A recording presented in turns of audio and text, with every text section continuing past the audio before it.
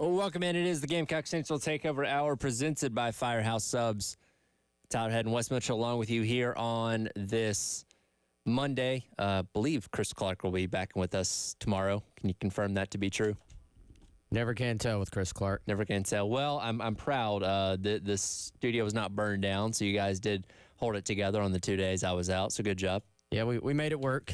Glad you're back. Yeah, Chris will be back tomorrow. I think he's traveling back in today. But okay. Yeah, he'll be here. So, but we did fine. We did fine without you, Tyler. We'll do fine without Chris today. How was Demetrius night? He was awesome. He was awesome. If by the way, I did. It took a little bit longer than normal, but I did get the final full interview posted on all of our stuff. So Garnet Trust Twitter and Gamecock Central YouTube has that readily available. I would encourage everyone to go listen. Hilarious kid. Well, not a kid anymore. Hilarious person. And just a great all-around guy. And we've been talking about him in that linebacking core all offseason, really. And I think people, once they listen to him, they'll be like, man, I can pull for that guy. Like, very, very easy to pull for. Yeah, so I have to go back and check that out. But I had them in here on Thursday, and I believe we're going to have Jared Brown coming in tomorrow for the Garnet Trust Hour. So now that the spring practice is finally wrapped up, these guys actually have the time to come in here and talk to us. Yeah, so they don't have insight. This thing called football practice every day. So, yeah, we'll have, I believe we're going to have, I would hope, quite a few football players rolling through, which will be cool. Yeah, very cool. So look forward to that. Again, Jared Brown coming up tomorrow on the Garnet Trust Hour. Busy weekend on a lot of fronts for the Gamecocks. We'll start off with baseball. Of course, in action, taking on Missouri out there in the other Columbia. And, halfway through the game yesterday, looking kind of bleak for the Gamecocks. They had already lost the Saturday games. So the series was split at 1-1, down 4-1 through most of the game yesterday. Put together a strong final 3 innings, able to walk out of there with a 9-4 victory. And again, this is a Missouri team that on paper South Carolina should have had no problem beating, but when you go on the road to Como, a place that hasn't been kind to South Carolina over the years, regardless of how good or bad Missouri is, walking out of there with the victory is a big accomplishment. Yeah, well, they had a winning record at home in SEC play coming into this game. So I think you kind of look at how bad they are overall, and you can gloss over that. But that. And I was listening to our guy, Stuart Lake, along with Derek Scott. They did a fantastic job. I was trying to sync up my ESPN, like my SEC Plus stream with their stream. It's not easy. It's not, and it actually is easier than you think, but it weirdly gets off track after every commercial, which I'm like, it should just be the same, but it's not. And so, anyway, they Stewart, who obviously is, as we talked about, he's a baseball guy. Like he has insights that go beyond even just a good analysis. I think it's even better. And he was talking about some of the aspects of this field and playing out there and this turf, and even how a lot of times the pitchers will struggle with generating as much velocity because they can't push off of that turf mound the way they can a real mound. And so now South Carolina's relievers, it appeared, did not have much trouble with it at all, but I did wonder, was that some of the issue with some of what was going on with the starters for South Carolina? Obviously, you look on Saturday, you expected to get a long start and you didn't, but some of that was just defensive oriented. We actually saw this sort of offensive oriented lineup for the first time since they've gone to it, right? Kind of get away from them defensively, which I think is just going to happen sometimes. But the point being, sounds like I'm being very negative right now. I was trying to get to a point. That place is just hard to play. Sure. Like it is hard to play there. It's just a weird surface in the first place. Then you throw in that it's like this tiny little bleachered stadium. You got, I don't know if they're building an apartment in left field or what was going on out there, but you had something going on out there. And then, it's like half empty, and there's a Clemson fan right behind home plate for some reason. It was just, it's a weird place to play. And I really felt like going out there, if you just find a way to get 2 out of 3, you don't really care what it looks like. Sure. And it is baseball is such a funny game how a couple of innings can just change your entire perspective of an entire series. And South Carolina really pulled away and got a blowout win on Friday. Missouri really controlled the game on Saturday and got a decisive win on their end. And then if you looked at the final score, you'd be like, well, South Carolina blew them out on Sunday. But that really was not the way the game played out. No, and perhaps no bigger play this entire season than Austin Brindling robbing the grand slam in the bottom of the second inning that would have made it a 7-1 game at that point in time. And yes, Carolina did end up scoring 9 runs at the end of the game, but you play the game a whole lot differently down 3 runs as opposed to being down 6. So huge moment. It actually got number 2 on the SportsCenter top 10 a little bit earlier on this morning. So big moment yesterday that helped keep South Carolina in that one. Yeah, I mean, we're going to look back on that. If this team keeps their momentum and continues to go on a run here, which it feels like they are, we're going to look back on that play as maybe certainly one of the best plays of the season, but maybe a decisive play this season in terms of putting them in a position to reach their goals. And so even at the time, even knowing South Carolina was then down 4-1 instead of 7-1, even though it was only the second inning, it just felt massive when he made that play. And then they were able to get out of the rest of the inning and just put themselves in a position to hang in there. And to me, it always felt like this is going to be a Sunday SEC game with some scoring. And then it just kind of, for whatever reason, didn't happen. Now, there were some hard-hit balls in there where you were like, man, they missed an opportunity there. And then as soon as – now, I feel like Dalton Reeves' home run let everybody just sort of relax. And then once Petrie tied it, it changed the entire feel and vibe of the game. And once that happened, for one, I'm sitting there going, why are they pitching to him with first base open? That seems like a very odd decision. He made them pay. I mean, absolutely hammered that ball. Well, and he had a little bit more vigor in that one, given the fact that he was hit earlier in the game. And he looked at the pitcher. I don't know if he's going to charge the mound, but he thought about it for a second. So a little bit more oomph behind that ball that he hit later for the home run. Yeah, that ball was smashed. And then from that point forward, you're like, South Carolina's going to win this game. And I think it was very important to sort of, after you tie a game like that, you want to have that shutdown inning on the other half of the inning. And South Carolina had that. All the momentum went into their dugout. And you kind of got a here we go again, I think, Phil, I bet, for Missouri. And that was that, man. And so then you go from scuffling all game to just feeling great on the plane ride home, and fan base back happy again. And everything's in front of you, man. Like, it's right there. And I'll tell you what, lost in all this.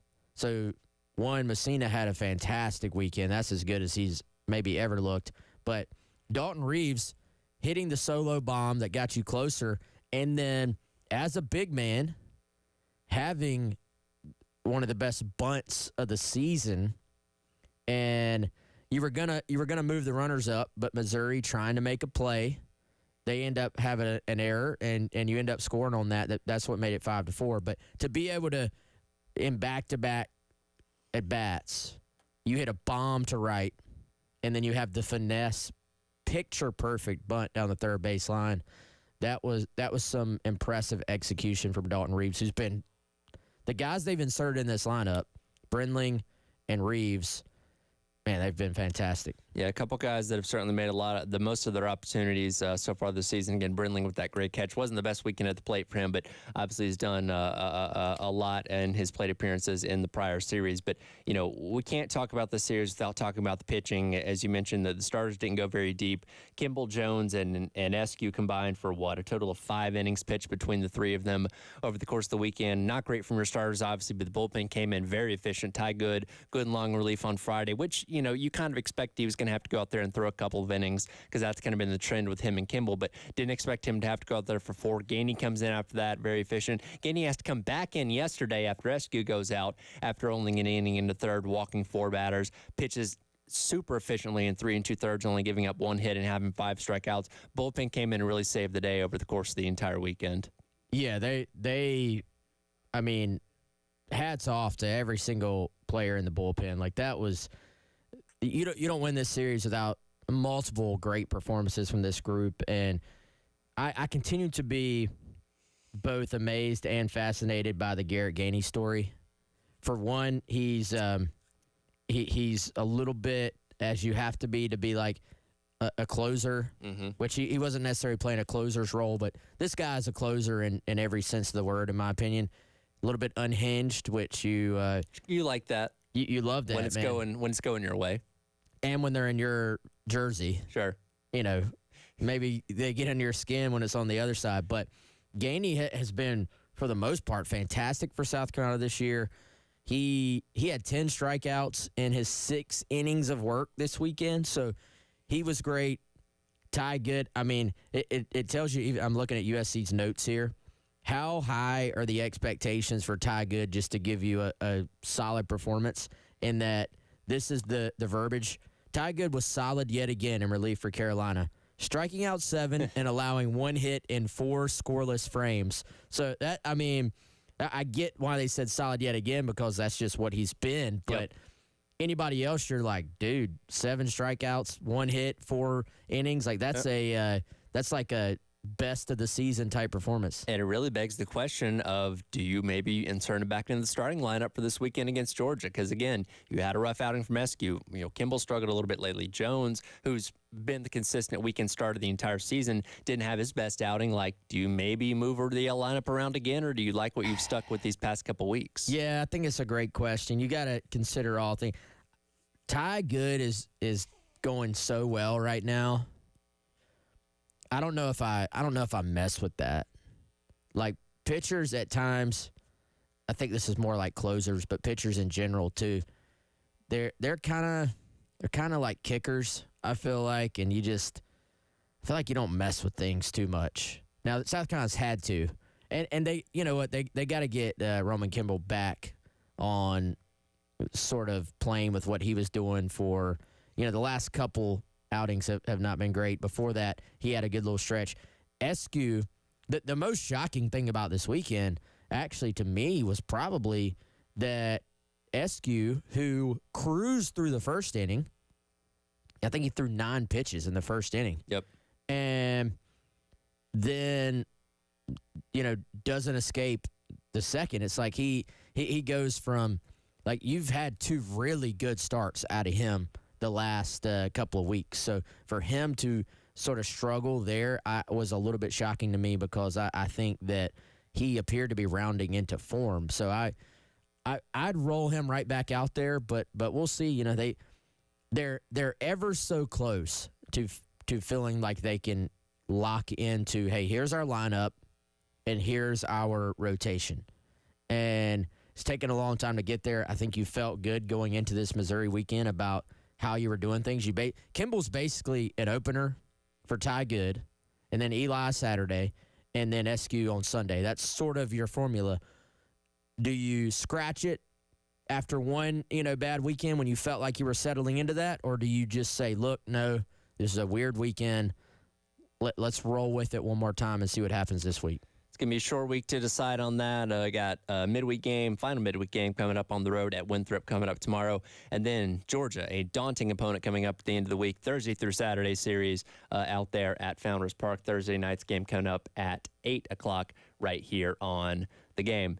Big weekend as well for South Carolina basketball, wrapping up their portal recruiting with a pretty big get out of Norfolk State. We'll dive into that coming up next. It is the Gamecock Central Takeover Hour. He is Wes Mitchell. I'm Tyler Head, Ed Bird producing on the other side of the glass here on the game.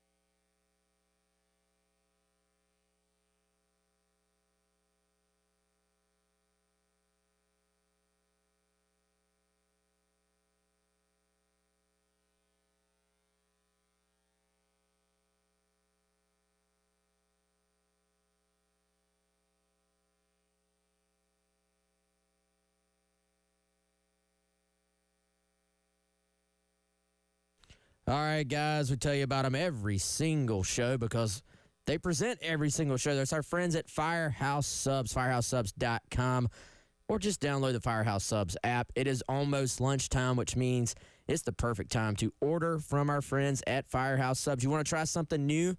How about the barbecue Cuban? Southern roots with a Cuban twist. Just go to firehousesubs.com and hit order now. Again, hit that Rapid Rescue. Or go with one of my favorites, my all-time favorite in the Firehouse Subs power rankings is still brisket add bacon. If you haven't done it, I promise you, it is fantastic. But whatever your taste, they've got options for you throughout this menu that I promise you can find something that's awesome for you, just like we do every single time we head on over to Firehouse Subs. Coming soon, we're going to tell you where we will be next at Firehouse Subs here in Columbia. Again, order right now. Rapid Rescue at firehousesubs.com.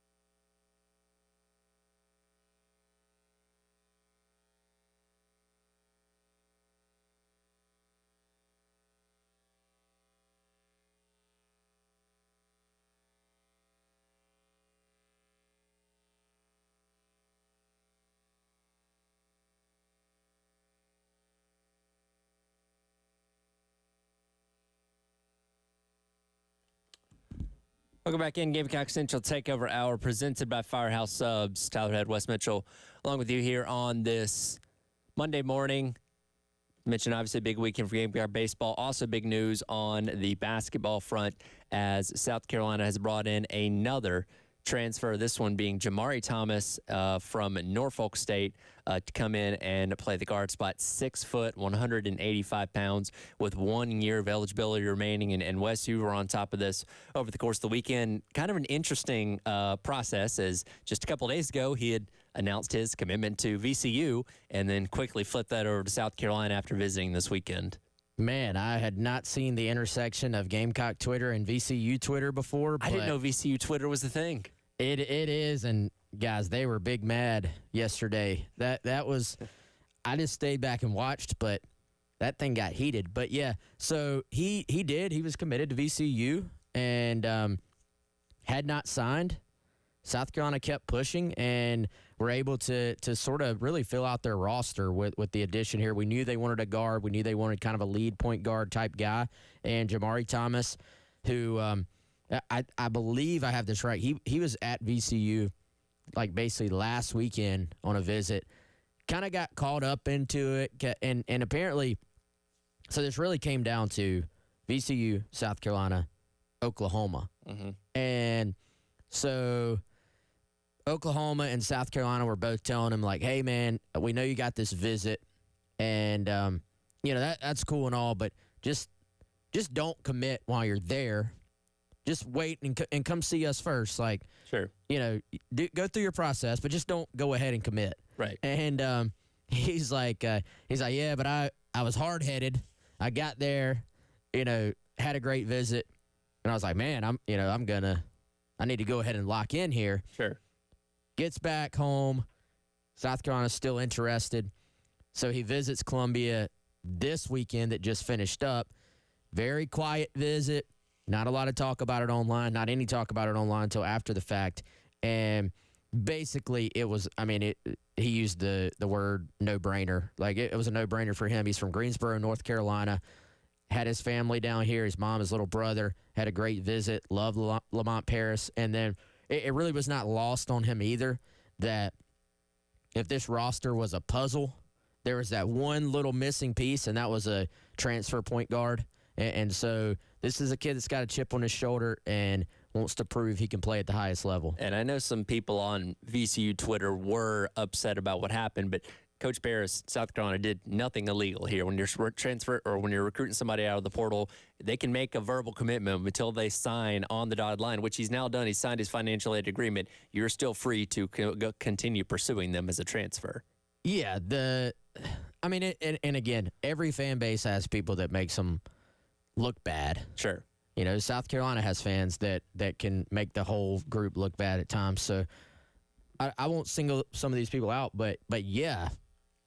There are people throwing out the tampering word, and I'm like, guys, this is big boy recruiting. Like, do you understand how this works?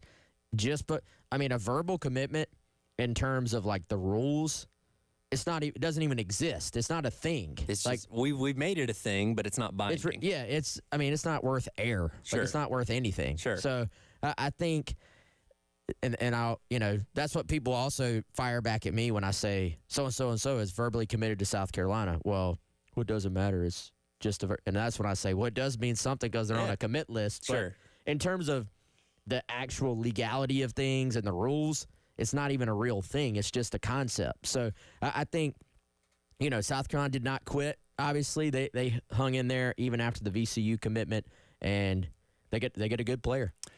MEAC Player of the Year a season ago at Norfolk State. As you mentioned, he started his career out at UNC Wilmington, played there for a couple years, and then started 30 of 33 games last year for Norfolk State. And this is a guy that does a little bit of everything. Averaged a little under 17 points a game, a little under 4 rebounds a game, good with assists as well at 3.8. So dynamic all over the court, can score near the basket, can shoot the 3 ball as well, and a big mark for wanting to come and play for Coach Paris. Got to be able to play defense as well, which is something that he does. So, again, somebody that can do a little bit of everything across the court coming in here for South Carolina.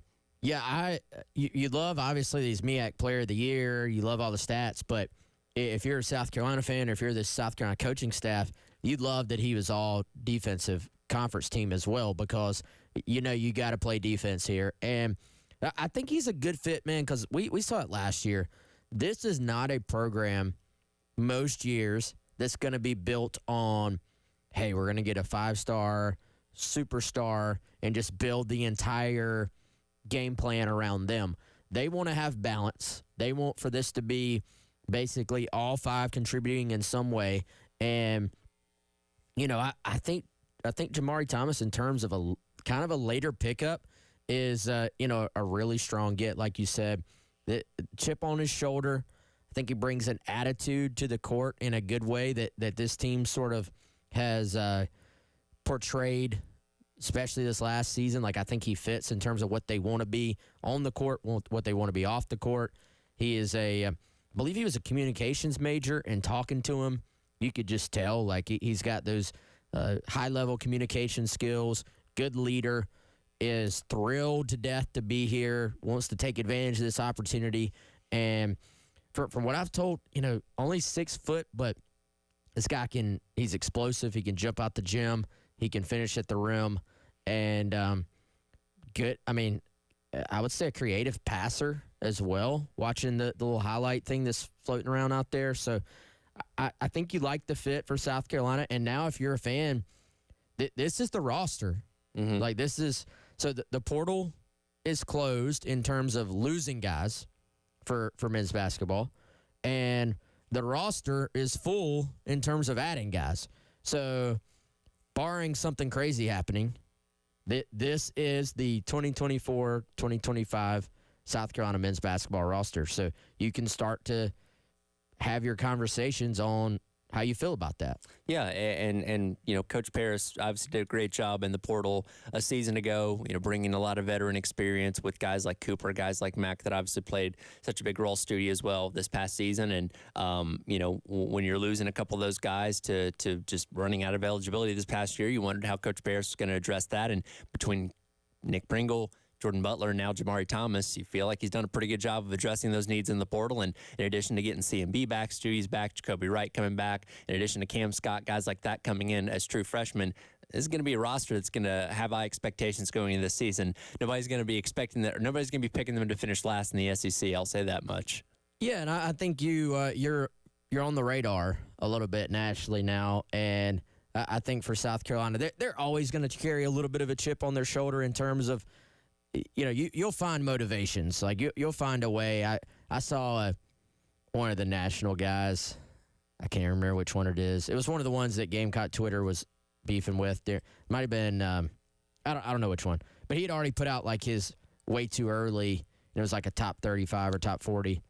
South Carolina not in it. Yeah. So the cycle restarts in some ways, because I think people will be like, oh, they lost Michi, they lost Talon Cooper, they lost BJ Mack. They can't do it again. So I think you lean into that probably if you're South Carolina a little bit, and you got some guys who are stepping up from quote-unquote smaller conferences who are going to have a chance to come in and play. You got, obviously, Pringle was at Alabama. You got Butler was a 4-star prospect, highly recruited out of high school. So right. I'm sure he's going to come back home with something to prove. Like, didn't play a ton at Missouri last year, didn't do a ton at Missouri last year. So you got a nice little, I would say, a transfer portal class combined with bringing back some core guys. CMB, obviously, probably the biggest of that group to get him back. And so it's going to be structured differently in terms of how they play on the court, I think. But you have to feel pretty good about putting it all together if you're the staff. Long way from tip-off from basketball season, but feeling pretty good about where this roster is as of right now. Speaking of the transfer portal, always an ever-present topic when it comes to football. We'll hit that coming up next. Gamecock Central Takeover Hour. He's Wes Mitchell. I'm Tyler Head on your Monday on the Game.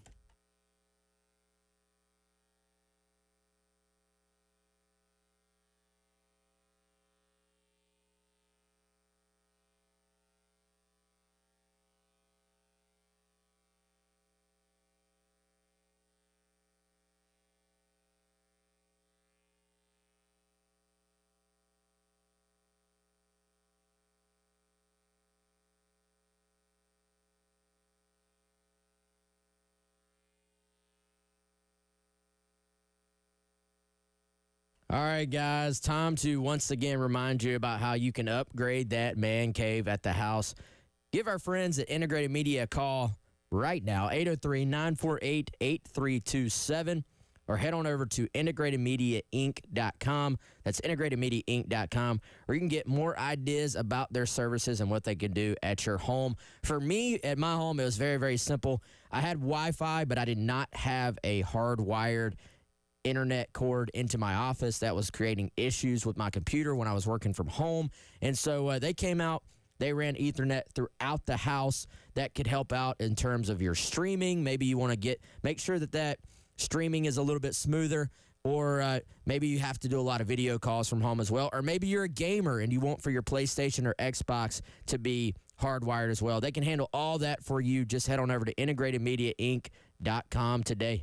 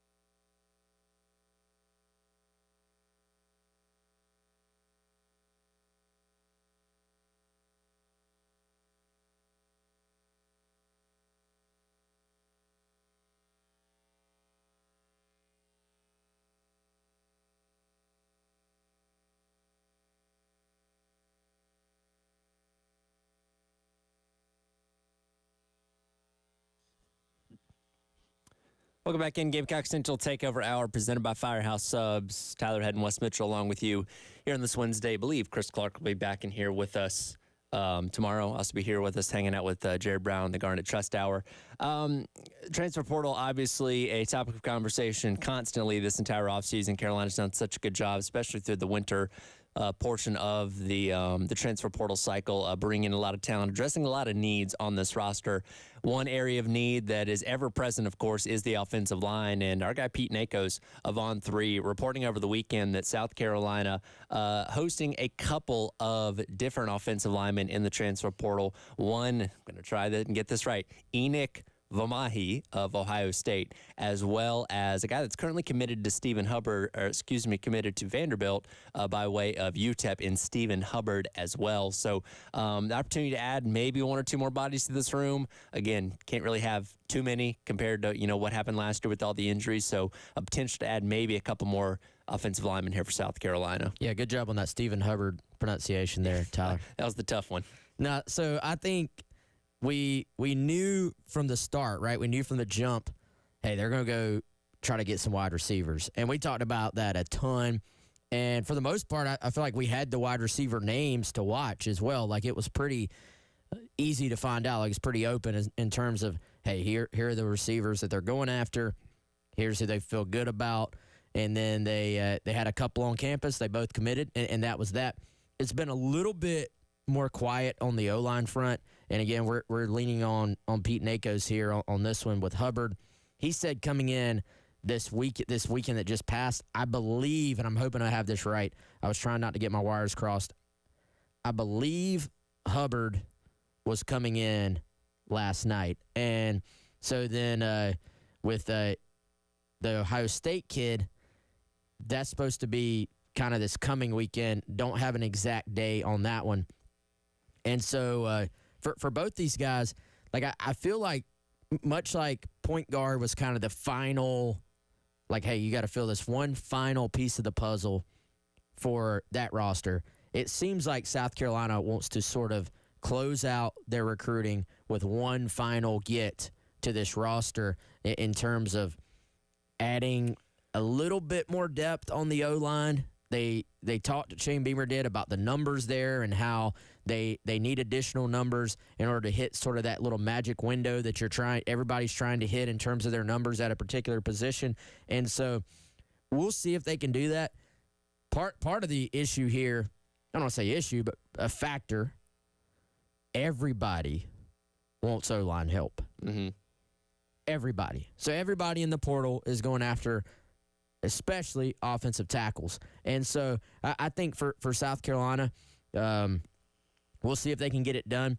I still tend to think your 5 starters are probably on campus right now.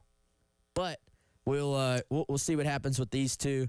And I've been I need to do a little bit more research actually on these two guys in terms of what expectations would be if South Carolina were to be able to land them. Yeah, and just kind of looking at the numbers here, Mahi, who is coming in as a graduate student from Ohio State, would be coming in as a graduate student from Ohio State, will play a handful of snaps this year, all at right guard, and then you bring in Hubbard, who does have a couple more years of eligibility, played left tackle this past year at UTEP. And again, he is currently committed to Vanderbilt, but again, you have the opportunity to go elsewhere until you officially sign on the dotted line there. So if nothing else, you're adding more depth, and similar to the wide receiver room, adding more competition, which again is not a bad thing at the end of the day. And again, we have an idea of who we assume to be a couple of different starters on this offensive line already, but bringing a couple guys that may be able to push for starting spots, doesn't hurt. Doesn't hurt at all. And looking at Stephen Hubbard, like he actually right now, according to On3 industry ranking for transfer portal, number 25 offensive tackle in the portal, which is pretty highly ranked, and like you said, has some eligibility left. Is a guy Vandy got committed fairly early, I think, if I remember correct. Yeah, mid-April. So he's been committed there for a while. Vandy has upped their game in terms of NIL resources, from what I understand. So they remember that stretch where Vandy was just losing everybody, lost the whole team. Yeah, they have answered back. That was eye-opening from what I understand. Now Vandy has money. Obviously, it's just a matter of how they're going to allocate it. And so, from what we understand, Vandy has sort of answered back in terms of that. So they have a good transfer class coming in right now. He is certainly a part of it, verbally committed. But until you're basically until you're in class, because even, guys will sign financial aid agreements. That's not actually binding on the player either. Mm-hmm. There is no letter of intent for transfer portal players, which I personally believe there should be. I think that's an easy change. Sure. An easy change the NCAA can make. Doesn't exist right now. And so we had somebody, I was doing Intern Joe's podcast yesterday, and somebody was asking, wait, how could he possibly go from Vandy to South Carolina? I thought there's no SEC to SEC. And it's just like with Jamari Thomas, a verbal pledge, verbal commitment.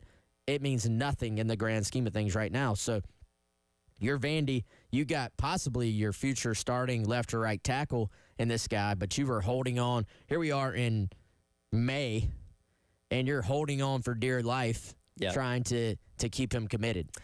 And look at his numbers from his time at UTEP. The past 2 seasons, he's gotten the most run of play, averaging right around 76 in terms of Pro Football Focus as far as offensive grade charts for playing that left tackle spot, which, again, we know, going off these numbers, anything 70 or above, really, really good. It's putting up good numbers there. And as you mentioned, very, pretty high on the list of guys still available in the transfer portal as of right now. So again, if nothing else, adds a little bit more competition in 2 guys that have been around college football for a while now. Hubbard has played more than Vamahi has, but again, experience is experience at the end of the day, and can never have too many bodies in that offensive line room. Yeah, and Vamahi was at Ohio State, which I think if you're finding the field at all there, sure. you're a talented player, right? Like you got something to you. You probably looked the part. He's 6'4", 310.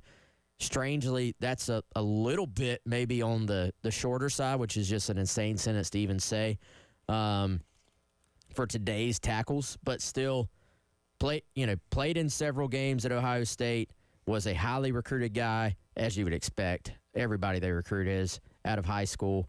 And, yeah, I think you can certainly just looking at a bio.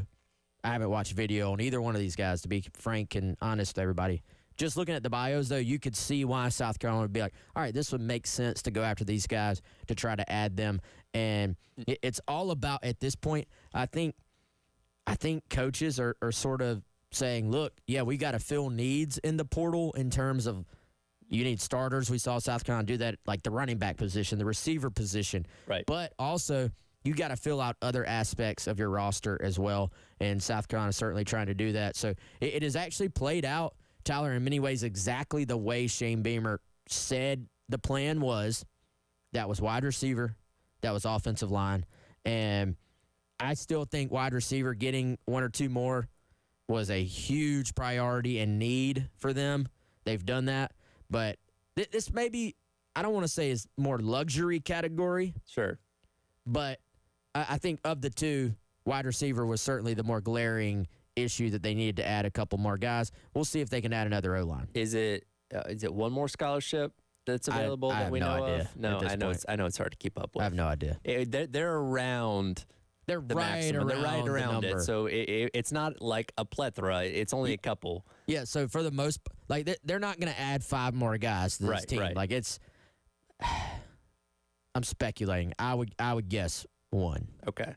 So one more opportunity, maybe add an additional body to that transfer or the offensive line room at the transfer portal, and we'll keep an eye on that. Again, that's being reported by our guy Pete Nakos of On3. Speaking of the offensive line room, a big commitment, another one for the class of 2026 rolled in over the weekend. We'll dive into that coming up as we wrap up today's edition of the Gamecock Central Takeover Hour presented by Firehouse Subs here on the game.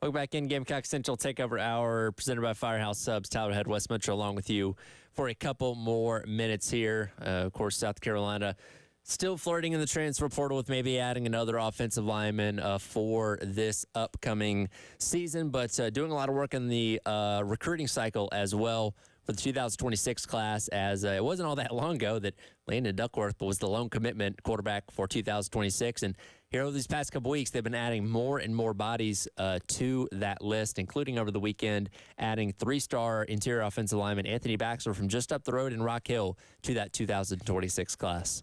Yeah, man, this was a very just, I would say, low maintenance, easy commitment.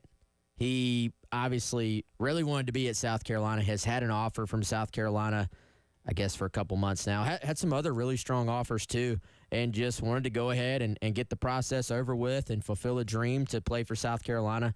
And so the Gamecocks go into Rock Hill, Football City, USA, and add another prospect. And I think you look at this 2026 class, both from a South Carolina perspective and from a state of South Carolina perspective, and there's a lot, I think, for Gamecock fans, if we want to get a little ahead of ourselves here, to be honest, a lot for Gamecock fans to be excited about. It is a loaded, very deep class in the state, and for the Gamecocks, this is your first in-state commitment for that class. So you aren't even leaning on that in-state talent really yet in terms of sort of filling out this class. You have two very high-profile, very highly rated, out-of-state, 4-star commitments to start this class. Let's not get too far ahead of ourselves here, but they are currently first in the SEC in the 2026 class. And again, it's very early on in the process, but nonetheless exciting to see the caliber of talent. And third in the country, bringing in 2 4-stars and then 3-star Anthony Baxter. And this gets interesting with the Baxter commitment because he has a teammate that is very sought after as well in the 26 class. Yeah, man. So you look at this class, and there's probably some, I would say, for the state of South Carolina, there will be a little bit of discussion on who should be number one, but so far, kind of your consensus number one for, I think, most of the sites and most of the people I talk to is Jazavian Currents. And Currents is a guy who's been on the radar.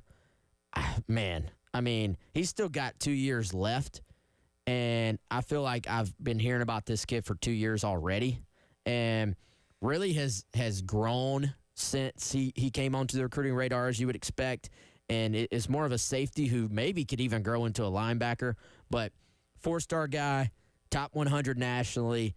Again, he's a teammate there with Baxter. South Carolina's in the top 4 or 5 already, and this is going to be a big boy recruiting battle. You got all the usuals from the SEC involved here, which I think is another early sign of just how good of a prospect he is, but I don't want to get to the point too early of saying I like South Carolina's chances. I'm not quite ready to say that, but I do think they are firmly in this one and definitely heavily in the mix. But there's probably so right now there's already, and guys emerge as time goes on, right? There's already 5 prospects who are 4-stars for the state of South Carolina, which for this state is a really fast start because, as we know, it is a smaller state. And then the 6th guy, Desmond Green from Timberland, big offensive lineman, plays for Greg Wright, former Gamecock.